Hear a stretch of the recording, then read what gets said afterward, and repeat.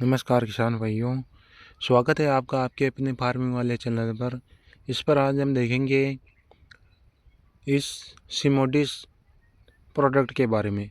आगे देखते हैं सिजेंटा कंपनी के सिमोडिस प्रोडक्ट के बारे में।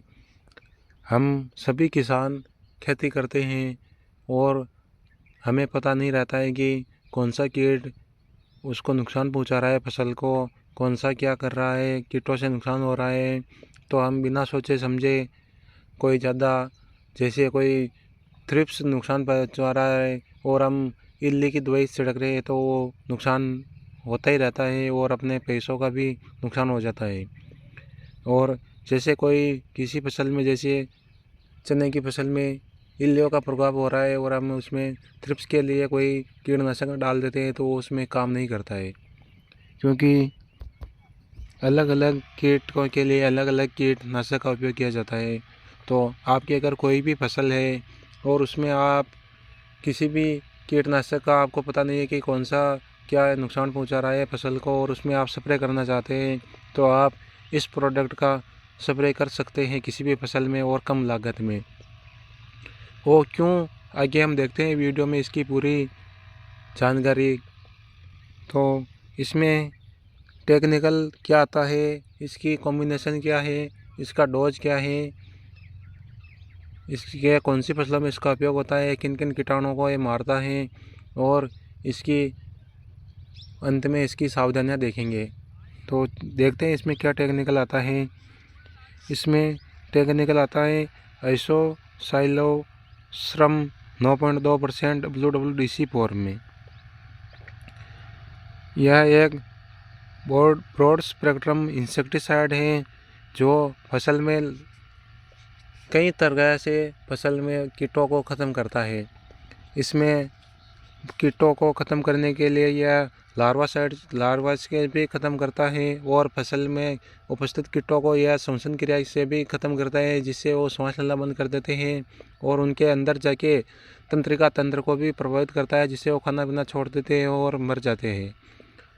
यह पौधों में, फसलों में अगर हम पत्तों पर छिड़काव करते हैं ऊपरली सतह पर, और नीचे अगर कोई कीट है, जैसे पत्ते के फसल में नीचे कोई कीट है तो उस पर भी यह जाने का काम करता है, जिससे इसे ट्रांसलेमिनार एक्शन भी कहा जाता है।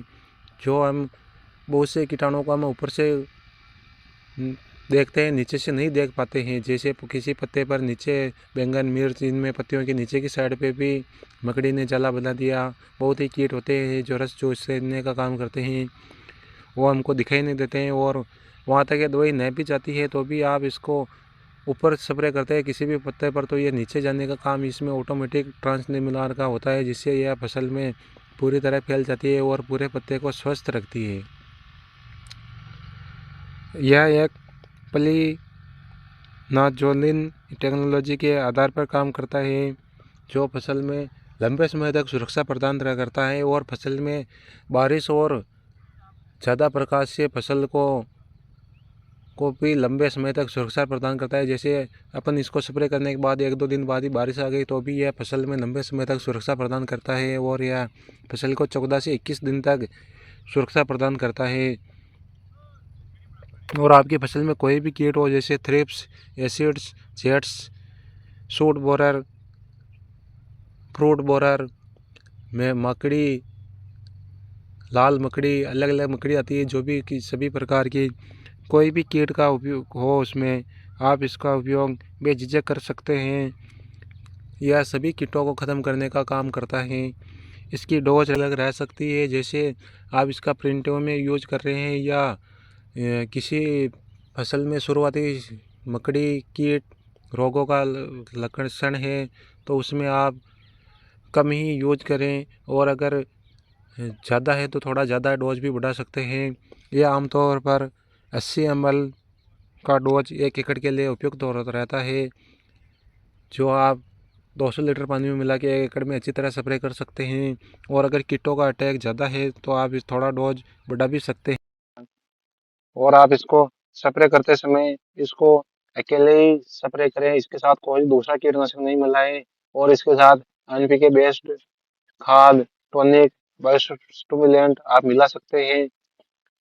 बस इसको किसी के अन्य कीटनाशक के साथ नहीं मिलाएं, क्योंकि इसमें सभी कीटनाशकों का अगर काम करता है, तो इसके अंदर दूसरा कीटनाशक की जरूरत नहीं है और अपने और ज्यादा नुकसान हो सकता है। कीमत देखेंगे तो ये 80 ml की कीमत आ रही है इस पर 1029 रुपये।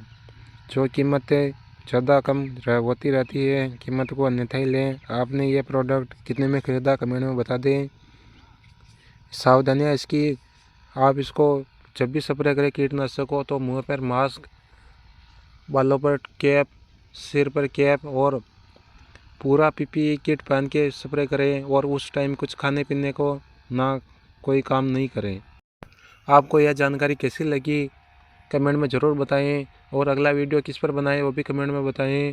धन्यवाद दोस्तों, जय हिंद।